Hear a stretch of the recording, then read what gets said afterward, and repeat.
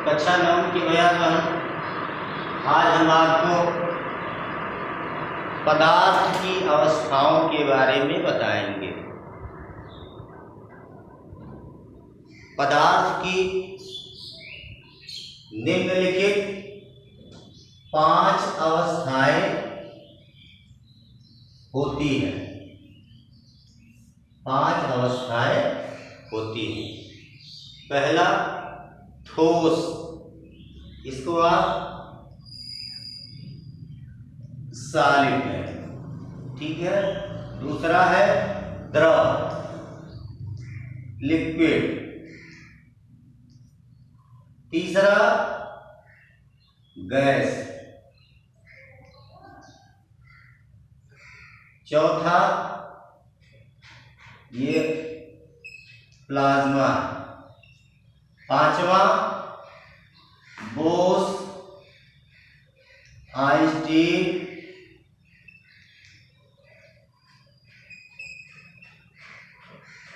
Condensate. अब ये तो आपके कोर्स में नहीं है। एनसीईआरटी की बुक में सिर्फ आपको इन्हीं 3 अवस्थाओं के बारे में पढ़ना है। पहली अवस्था आपकी सॉलिड। तो सॉलिड के बारे में आपको पहले भी बताया गया है, क्लास 6 से ही आप पढ़ रहे हैं। यहां भी आप जान लीजिए कि किसी भी द्रव्य की वह अवस्था जिसमें आकार और आयतन ये निश्चित होता है। यानी किसी पदार्थ की ऐसी अवस्था जिसका आकार और आयतन दोनों निश्चित हो, ठोस कहलाता है। एग्जाम्पल के तौर पे आप कह सकते हैं मेज, ईंट, पेन आदि।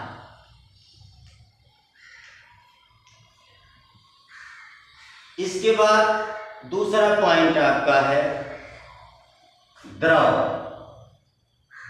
अब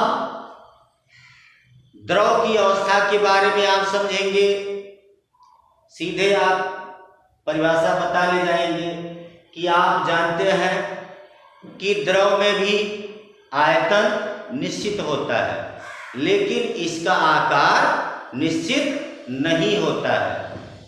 इसका अर्थ हुआ कि यदि हम किसी पात्र में द्रव को रखते हैं तो वह उसी का आकार धारण कर लेता है।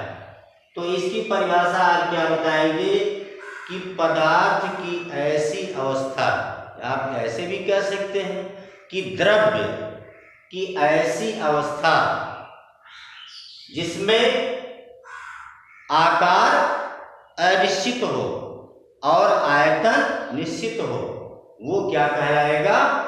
द्रव।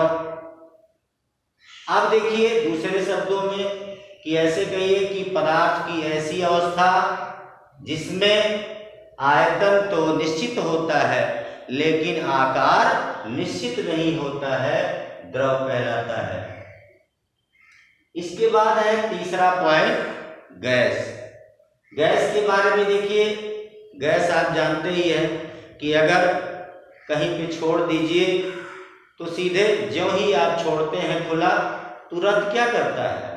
गति शुरू कर देता है, पूरा फैलने लगता है। तो आप देखते हैं कि न तो इसका आकार ही निश्चित होता है और न ही इसका आयतन निश्चित होता है। तो आप परिभाषा क्या बताएंगे कि पदार्थ की ऐसी अवस्था जिसमें इसका आकार और आयतन दोनों अनिश्चित हों, उसे हम गैस कहते हैं। तो आपको पता चल गया कि पदार्थ की 3 अवस्थाएं यहाँ पर होती हैं, जो कि आपके बुक में दिया गया है कि मतलब एनसीईआरटी की बुक में इन्हीं 3 अवस्थाओं के बारे में आपको पढ़ना है। यहाँ आप देखिए फिगर बनाया गया है, 3 फिगर बने हुए हैं। ये सॉलिड के बारे में है।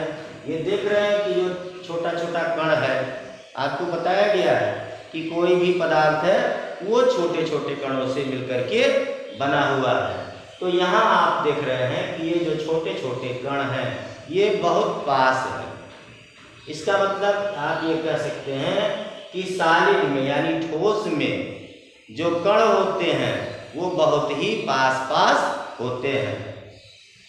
दूसरा चीज यहाँ देख रहे हैं कि लिक्विड में आप क्या देख रहे हैं कि यहाँ पे भी ये छोटे छोटे कणों से मिलकर के बना है, लेकिन जो कण हैं वो थोड़े दूर दूर हैं।